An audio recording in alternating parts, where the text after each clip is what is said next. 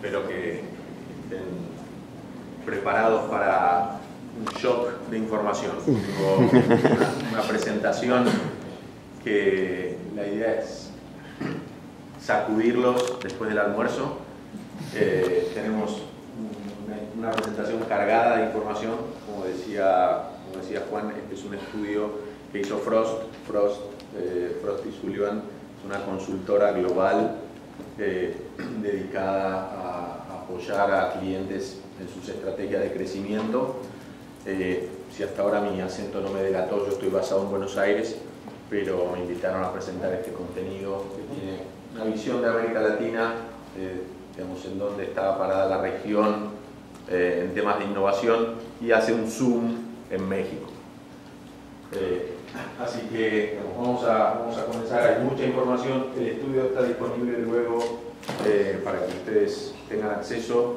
Esto es como un condensado de una investigación más grande, como decía Juan, que se va a liberar en algunas semanas, pero queríamos darle a ustedes como este adelanto de alguna manera para que lo aprovechen.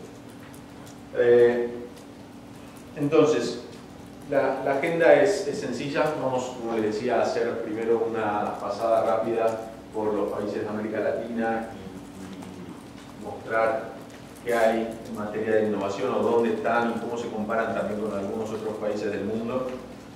Luego vamos a hacer zoom en México y vamos a ver ahí diferentes factores, sobre todo factores sociales y el rol de la tecnología impulsando la innovación, y cerrar dejando algunas conclusiones sobre las implicaciones de todo esto para el futuro de México.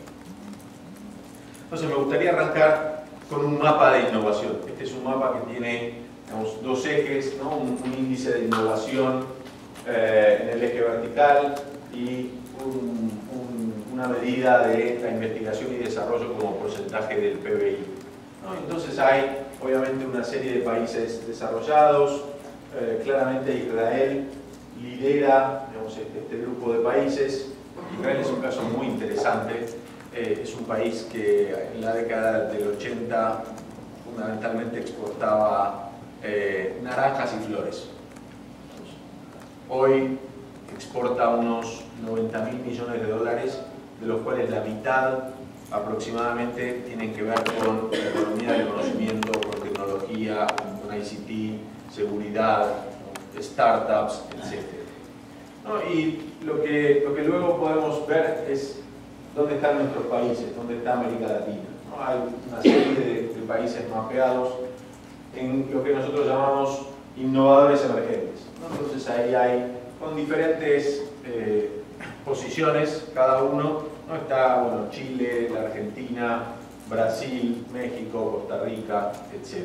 Entonces, digamos, esto es una primera visión, un primer mapeo de dónde están los países de la región en este ambiente relacionado con lo que tiene que ver con la innovación. Luego podemos hacer un análisis comparativo de algunos de los elementos que componían este índice de innovación, ¿no? Que tienen que ver con la generación de patentes, con el gasto en educación, con el financiamiento de la investigación en universidades, etc. Y aquí tomamos un grupo, digamos, de países, sobre todo de los innovadores emergentes, de este cuadrante en donde está toda la región de América Latina.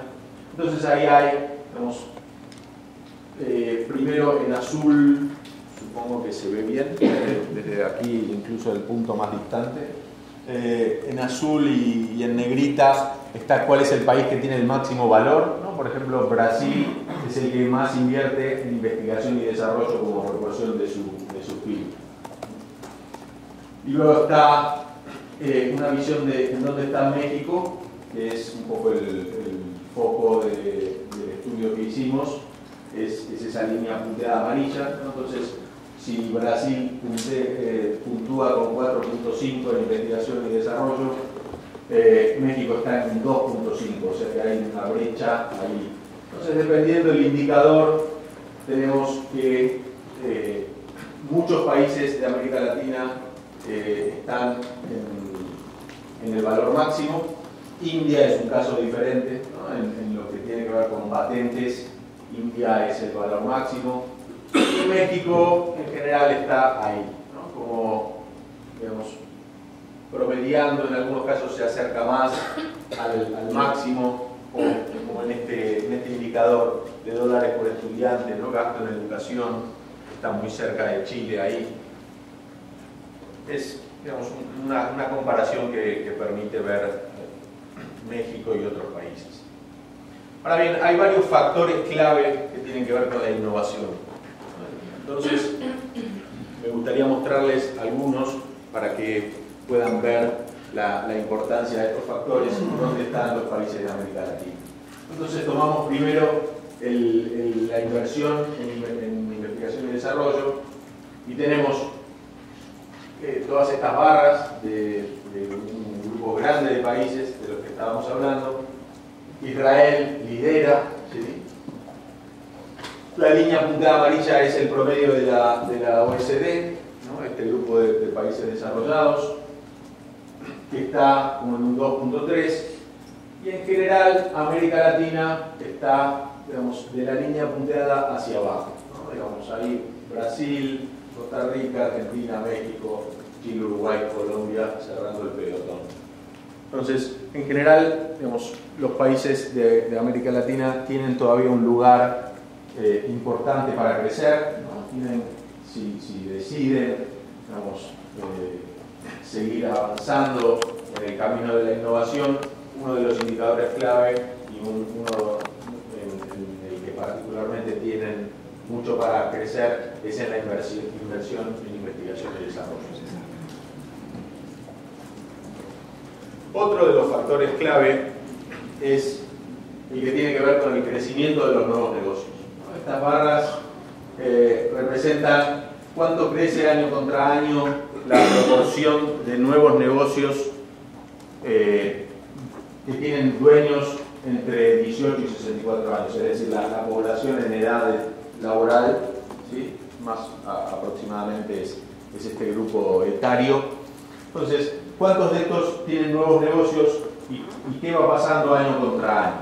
Entonces, hay países donde esta tasa es negativa, ¿no? Y esto, digamos, puede al principio hacer un poco de ruido, pero si se entiende, la idea es que la cantidad de nuevos negocios, en lugar de crecer, ha decrecido, ¿no? Entonces hay menos generación de nuevas empresas, ¿no? Esto es, digamos, un indicador del potencial de emprendedurismo de la economía, ¿no? Y ahí tenemos que la mayoría de los países, Costa Rica es un caso anómalo que está con una barra negativa casi del 25%, pero, vamos, empezando ahora de su derecha a la izquierda, Chile está ahí, digamos, casi flat, Brasil tiene casi un 6% de crecimiento, Uruguay está también flat, con, digamos, un poquito negativo.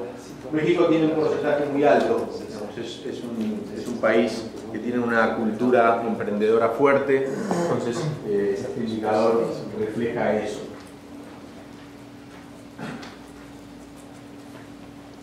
Y luego, bueno, se pueden ver otros países, si seguimos el ejemplo de Israel tiene ahí un 20%, de los países más altos, ¿no? Malasia es como el que sorprendería por el 65, casi 66%. Pero, vamos, Israel y otros países andan también en los primeros lugares. Y ahora quiero darles un indicador más que es muy importante, es la protección de la propiedad intelectual, ¿no? A la hora de generar un ambiente favorable para las startups, para los emprendedores, es clave garantizarles la protección de su propiedad intelectual, ¿no? De otra manera, no se generan los incentivos necesarios para ese tipo de inversión, ¿no? Para el desarrollo de nuevas ideas, para la creatividad, etc. Y aquí la mayoría de los países desarrollados tienen un punteo muy alto en este índice de protección de propiedad intelectual. La primera línea punteada amarilla es el promedio de las 5 principales economías avanzadas, que están como en el 93%. ¿Sí? Si se dan cuenta ahí, es realmente un porcentaje muy elevado. Mientras que el porcentaje de América Latina está muy por debajo, está prácticamente en la mitad, ¿no? Ahí casi 40%.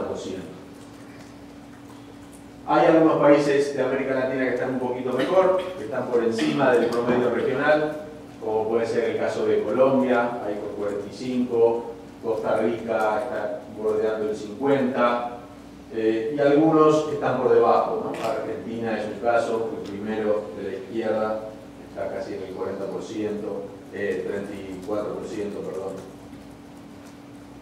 Entonces, este indicador, digamos, es el que también les quería dar para que vean, digamos, cómo está la región en uno de estos factores que son claves para la innovación. Ahora sí me gustaría hacer zoom en lo que es México y hablar, en primer lugar, de los factores sociales. Y por qué estos factores sociales, junto con la tecnología, que vamos a ver en unos minutos, están generando condiciones para que México se convierta en un hub de innovación global. ¿Sí? Tiene, como vamos a ver, digamos, esta historia, más allá de la avalancha de datos o de información que yo estoy dando, la historia que está por detrás es esta, ¿no? Digamos, México está posicionado a nivel de América Latina como un país con un potencial para convertirse en un hub de innovación global. Y un poco los factores sociales y la tecnología, que es lo que vamos a recorrer, son, digamos, la base que apunta en esa dirección. En primer lugar, me gustaría hablarles de un factor demográfico, pero que tiene implicancias de otro tipo, sobre todo económicas. Tiene que ver con los diferentes grupos de población, las generaciones, y cómo cada una está ingresando en la población en general y luego también en la clase consumidora y en la clase trabajadora. Entonces tenemos sobre todo dos grupos que son el de la generación Y y la generación Z, ¿no?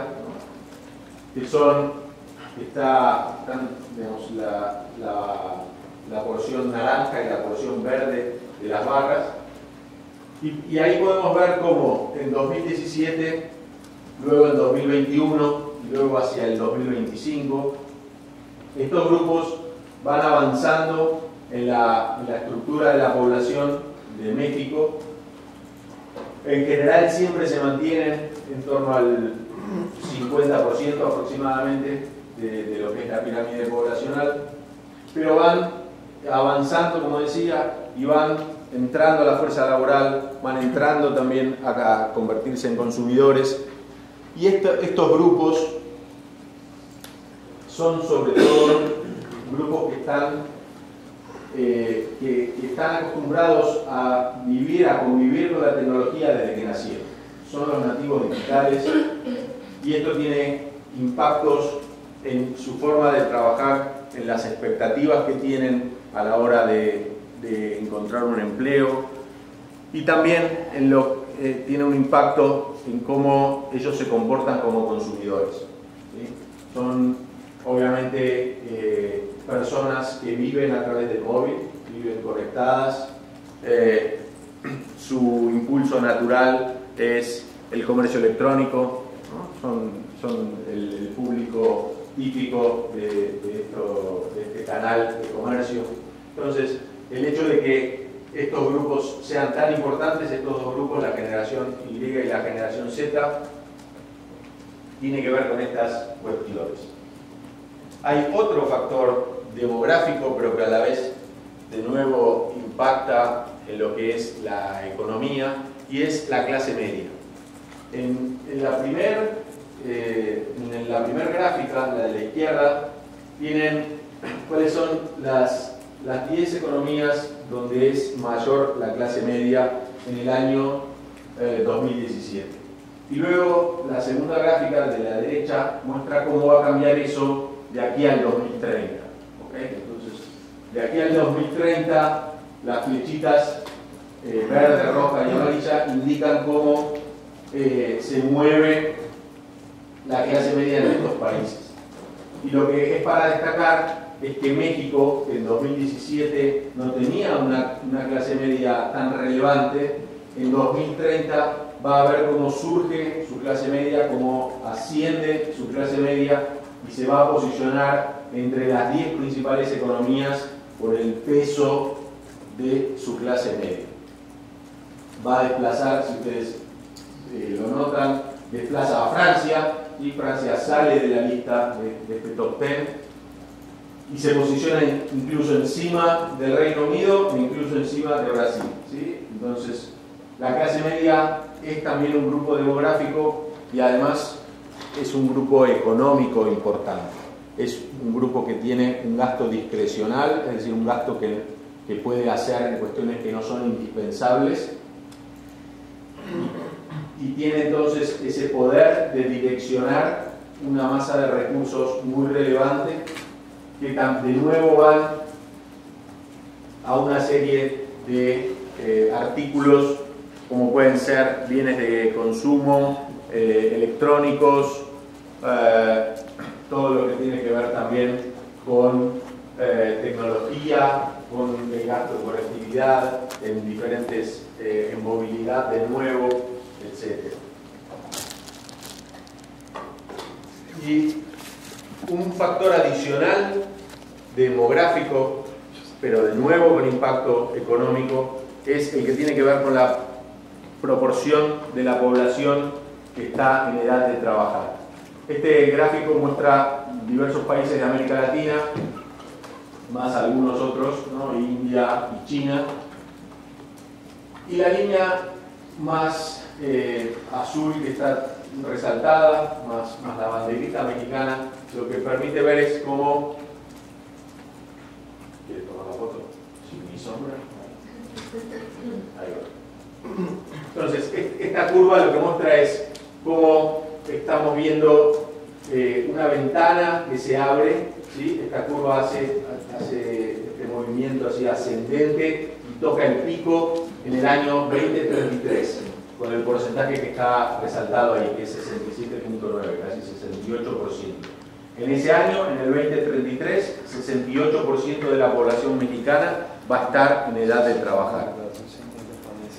Entonces, esto es lo que también se conoce como el bono demográfico, es la posibilidad que se le abre al país de tener una muy alta proporción de su población en edad de trabajar. Por lo tanto, es un momento que tiene el país, digamos, es una ventana de tiempo que tiene el país para generar ahorro, para generar inversión y evidentemente potenciar todo lo que tiene que ver con la infraestructura del país a partir de que tienen toda esta población en edad de trabajar. Los que no están reflejados aquí son los niños y los retirados, ¿no?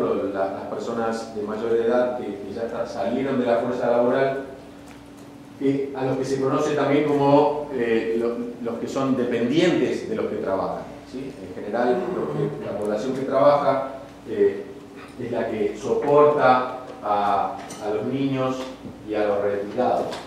Pero al tener tanta población en edad de trabajar, este es un momento clave para, como decía antes, invertir, ahorrar, invertir en infraestructura y potenciar el desarrollo del país.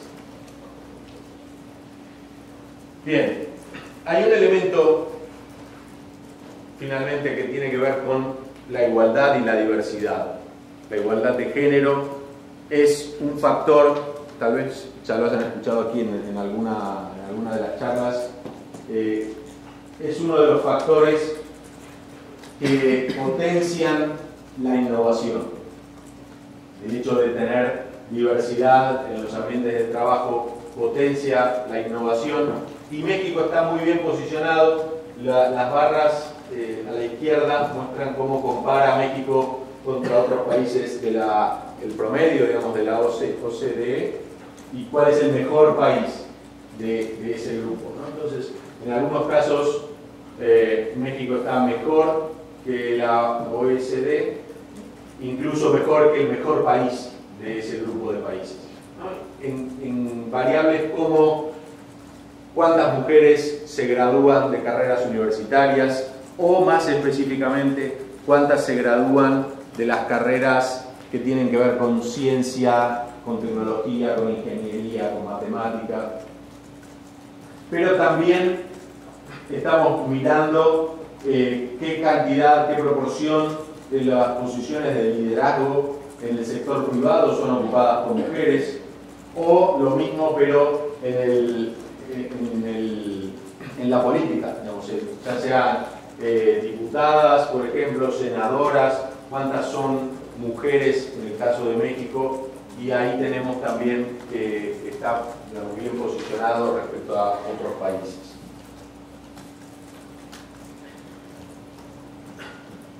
El otro elemento que es clave para todo país que quiera pensarse como un centro de innovación global es la educación.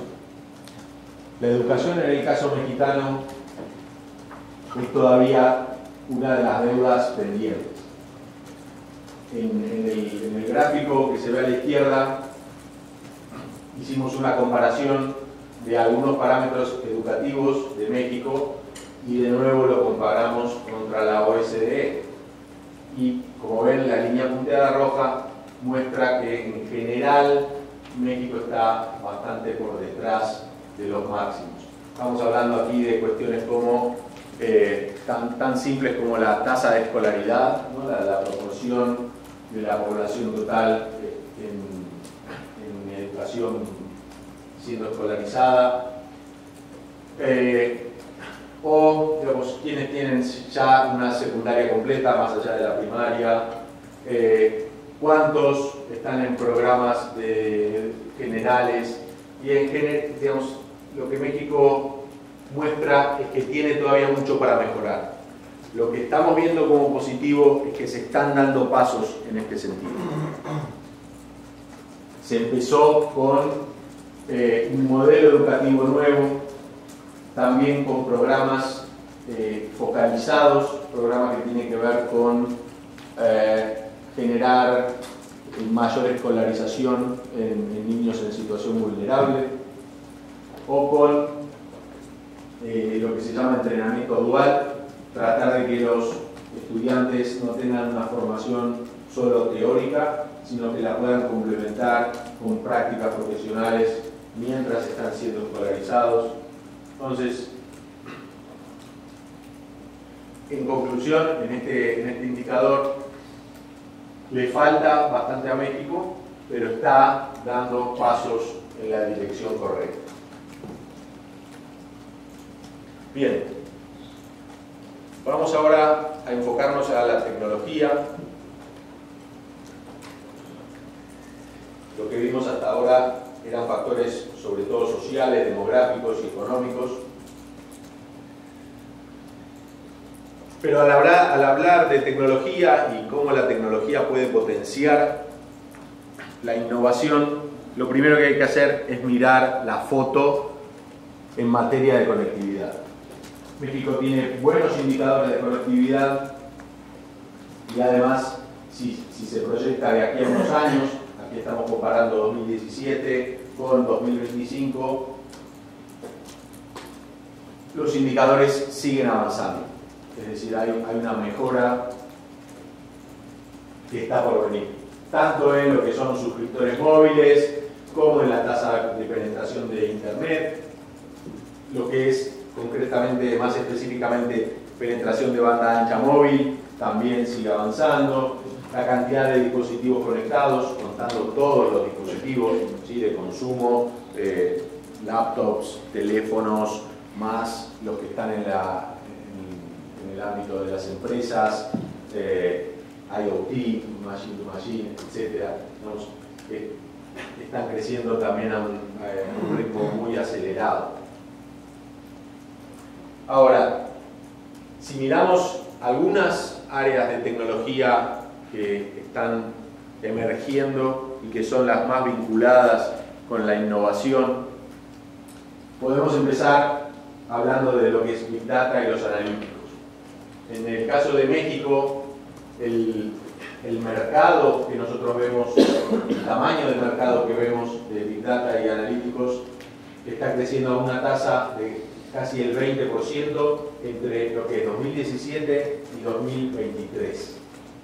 Y está impactando a todas las industrias, ¿sí? Esto es algo que todas las industrias están adoptando. Algunas lideran, servicios financieros está como la más avanzada por el nivel de inversión y por el nivel de uso. Educación, en cambio, es la que está cerrando la lista.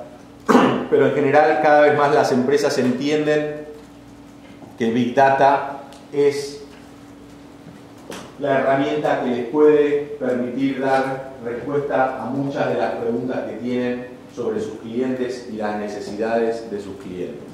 Entonces, por ese motivo es que la adopción de esta tecnología está avanzando tan fuerte.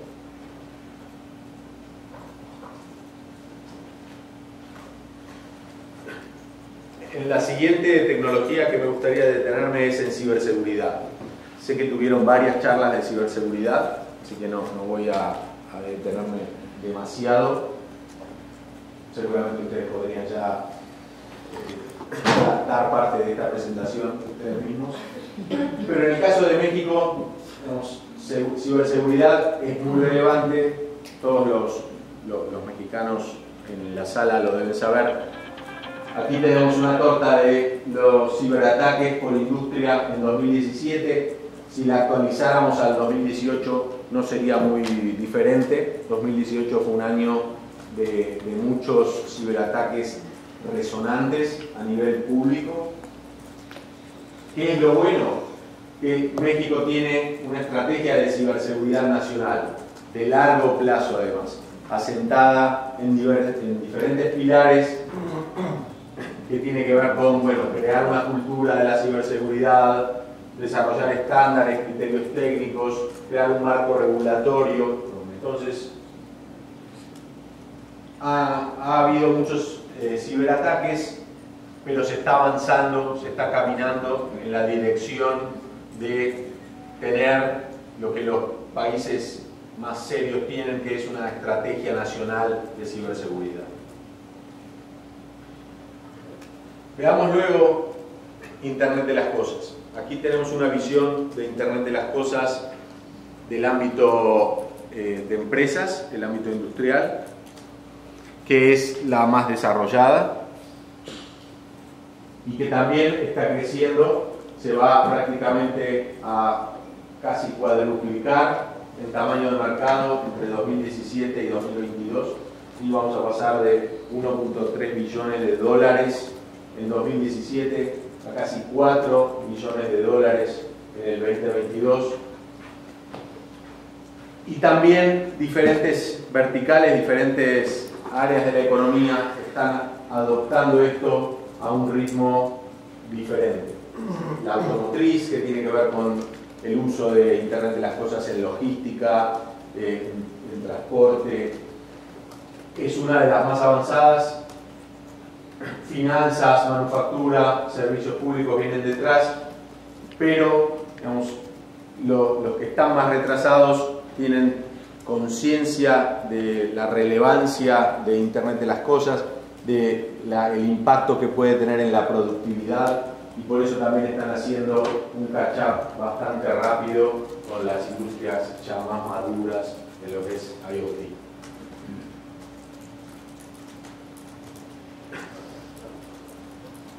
Una de las tecnologías emergentes sobre la cual tal vez más difícil poner números es inteligencia artificial. Inteligencia artificial está naciendo, sus aplicaciones son muy interesantes, pero todavía no son masivas.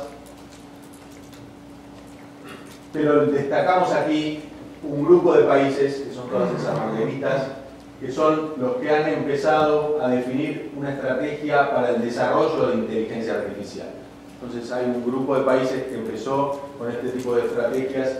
México se sumó a este grupo de países y tiene ya entonces una estrategia para la inteligencia artificial con diferentes aspectos que tienen que ver con impulsar el liderazgo del país, con generar una cierta apertura, consultas públicas respecto a hallazgos, a recomendaciones, incorporar expertos a este subcomité que está estudiando inteligencia artificial. Entonces, como les decía, es una de las tecnologías más nuevas y está muy interesante, es muy interesante, muy importante que México tenga ya esta visión de largo plazo del rol y la relevancia de inteligencia artificial. Ahora, volviendo y englobando un poco todas las tecnologías de las que hablábamos, podemos pensar en este marco que es la transformación digital o la digitalización. En el caso de México, la digitalización está transformando todas las industrias, con algunas mayor grado de certeza de lo que va a suceder o mayor grado de intensidad, que es lo que busca graficar esta tabla.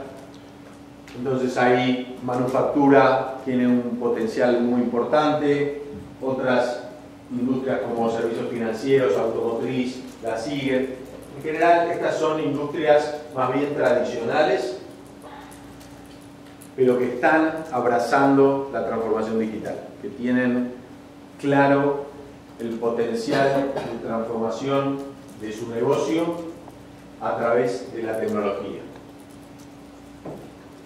Y además hay una serie de industrias emergentes o de rápido crecimiento que también están embarcadas en este mismo proceso de transformación digital. Entonces aquí podemos hablar de o bien vehículos eléctricos, que es algo que está surgiendo, la industria de las telecomunicaciones, que sigue invirtiendo fuerte para transformarse, o los dispositivos médicos, un nicho muy interesante que está también con un alto grado de... ¿Salí bien? Sí. Gracias.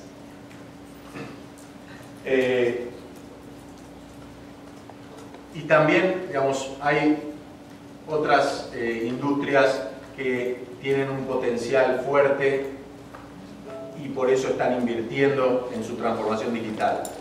Turismo, estando en Cancún, es una mención obligada, ¿no? Es una industria muy fuerte, en algunos estados más que otros, pero a nivel del país en general es una industria muy fuerte y está en este proceso de transformación digital.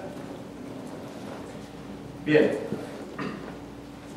me gustaría ahora dejar algunos puntos resaltados como a manera de conclusión. En definitiva, vimos por un lado factores sociales y demográficos, como el tema de el peso de la población joven en México y qué consecuencias puede tener para el futuro del crecimiento económico en el país. ¿Qué está pasando con la clase media y qué va a pasar de aquí al 2030? ¿Cómo este grupo social que tiene este impacto económico va a contribuir con la economía de México? ¿Qué está pasando en materia de conectividad? La cantidad de dispositivos va a ser de 3.5 en México en el 2025, abriendo la puerta a una nueva era en materia de conectividad. Vimos qué estaba pasando con la transformación digital en diferentes industrias, en las tradicionales y en las emergentes, cómo las dos de alguna manera están haciendo su propio camino y su propia transformación digital. Y en definitiva, la conclusión es que este es el momento para que México invierta en expandir su cultura de innovación. Es por esto que hicimos este estudio y la conclusión es bastante clara. México tiene un potencial muy grande para convertirse en un hub de innovación global. En definitiva, el valor de la innovación además puede hasta mensurarse. Se puede pensar que es un efecto multiplicador el que tiene convertirse en un centro de innovación. Por supuesto que México tiene que superar varios desafíos para esto, los marcábamos, todo lo que tiene que ver con la educación, pero también, por ejemplo, con la descentralización, con llevar esta cultura de la innovación más la infraestructura que la hace posible fuera de las grandes ciudades, ¿sí? A las zonas más alejadas. Pero en definitiva, como les decía, si quisiéramos ponerle un número al impacto que puede tener en la economía convertirse en el centro de innovación de América Latina y uno de los hubs globales, el número es una oportunidad de casi 250.000 millones de dólares acumulados de aquí al 2025. Entonces es realmente una oportunidad muy considerable.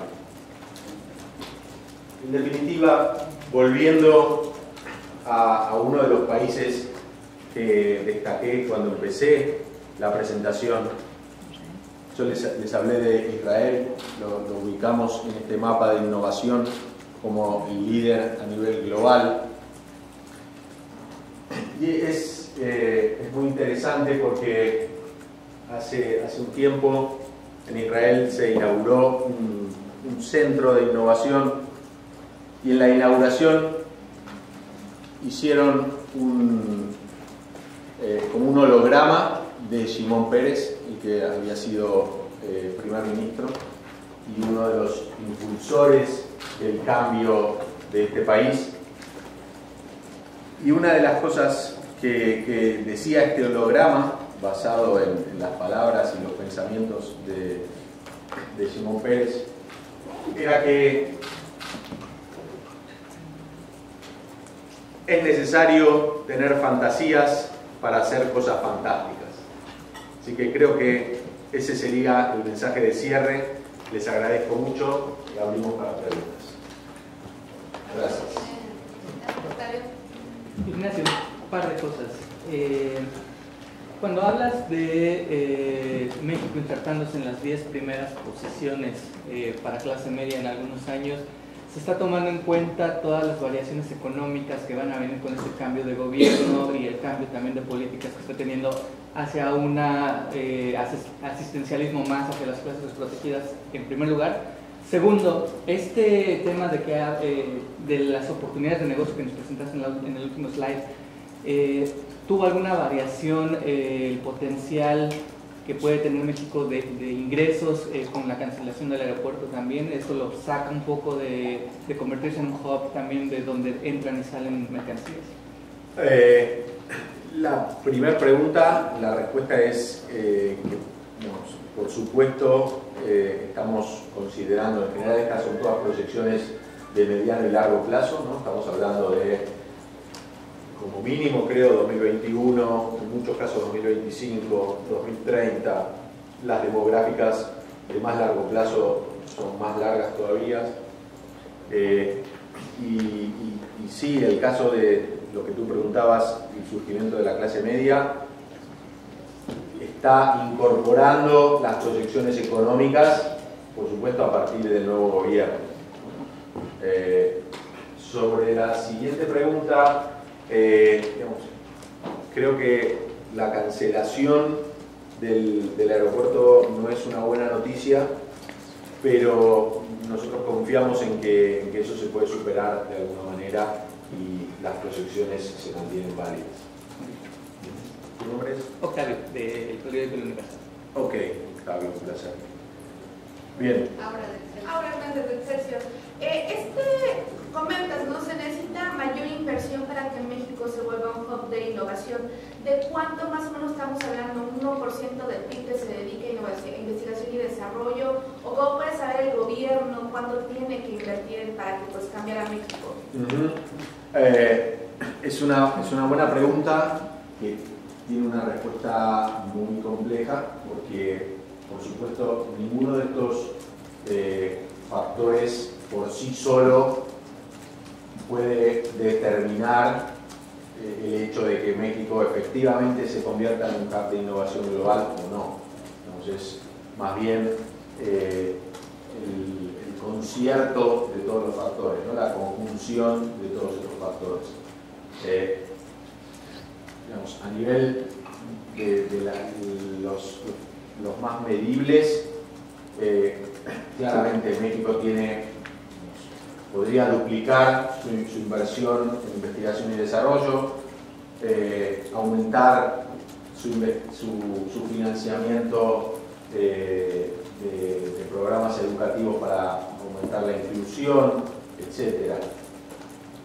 Ahora, ¿esto es una tarea solo para un sexenio? La verdad es que no. Probablemente si se comienza a dar pasos progresivos hasta alcanzar el nivel de los países más avanzados en estos temas, eso puede disparar el proceso. Y obviamente esto va a estar de la mano de elementos que habiliten esta inversión, porque lo que por lo menos las últimas veces, bueno, sobre todo desde que se supo quién era el nuevo presidente, muchos mexicanos me comentaban, bueno, sí, hay muchas buenas intenciones, lo que no está muy claro es cómo se van a concretar o de dónde salen los recursos, etc. Una de las puertas es lo que veíamos de este bono demográfico que tiene el país, esta ventana de tiempo durante la cual la proporción de población en edad de trabajar va a ser muy elevada, y eso permite, si de nuevo se hacen las cosas bien, eso permite en ese tiempo generar inversión, generar ahorro, o generar ahorro que luego se canaliza en inversión, y a partir de eso se potencia el crecimiento del país. Hay varios if, ¿no? O sea, hay varios sí. Y justamente también es lo que te quería preguntar, ¿cuáles serían las barreras o los factores que podrían poner en riesgo el que México se convierta en ese hub? No sé, por ejemplo, que el bono demográfico tengamos más fuga de talentos y fuga de cerebros. ¿Hay muchos argentinos en la sala? Además de... Yo me estoy por ir a vivir a México. Tu nombre no era sé. Pablo, ¿no? Sí. Porque estoy muy tentado de decirte que si miran a Argentina es la receta de todo lo que no hay que hacer. Argentina tiene un bono demográfico también. Tuvo un periodo de tiempo muy largo de términos de intercambio muy favorables, ¿no? de commodities con precios muy favorables. Hasta ahora no los aprovechó del todo. No quiero ser tan pesimista, pero digamos, Argentina tiene problemas parecidos. El tema es que, como decía antes, una de las claves, creo, es fomentar el ahorro y canalizarlo en inversión. En inversión en infraestructura para generar competitividad, en inversión en recursos humanos para dar ese salto. México tiene también algunas de estas trampas posibles, ¿no? O sea, el caso del petróleo en México es por ahí digno de mencionar, ¿no? México es un gran productor de petróleo, pero podría malgastar esos recursos y no prepararse, no cambiar su matriz energética, por ejemplo, y avanzar hacia energías renovables. Entonces podría también desperdiciar esa oportunidad que tiene ahí, ¿no? Pero no quiero enfatizar los no, sino que quiero que quede claro el mensaje de que el potencial está, digamos, y vimos muchas variables que muestran como, digamos, si se hacen las cosas bien, como dice Simón Pérez, tenemos estas fantasías, vamos a hacer cosas fantásticas. Están levantando la mano por varios lados.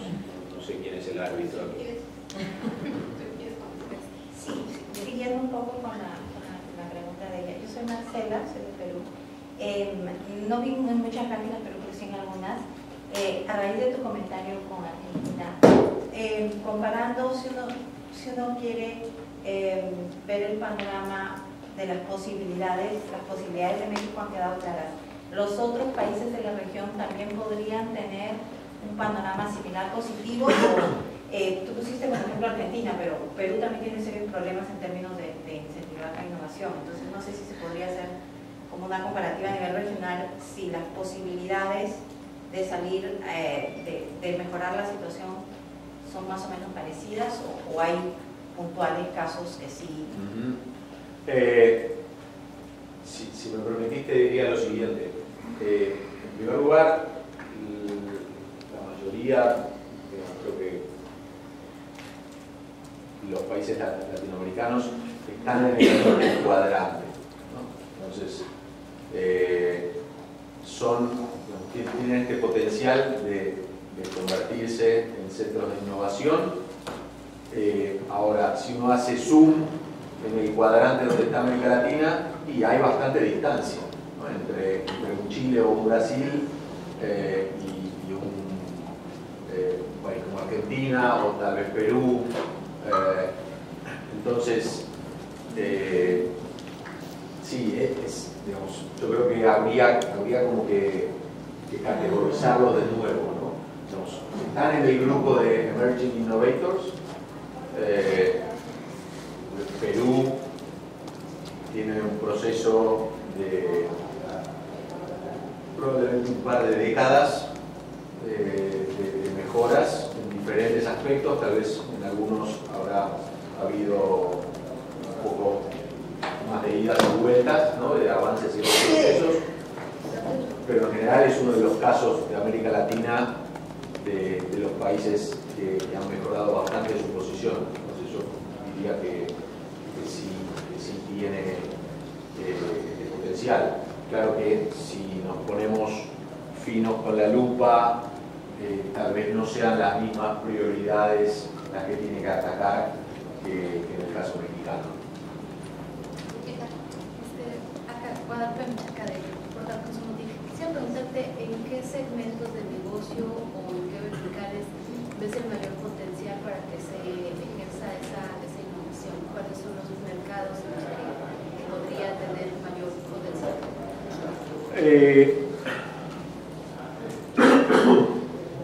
Mira, la realidad es que esa respuesta merece dos subítems, ¿no? Uno es qué sectores tienen mayor impacto a nivel de economía mexicana, y probablemente ahí yo te diría que hay muchas industrias tradicionales como manufactura a la cabeza que tienen, digamos, si adoptan modelos innovadores, si adoptan la innovación por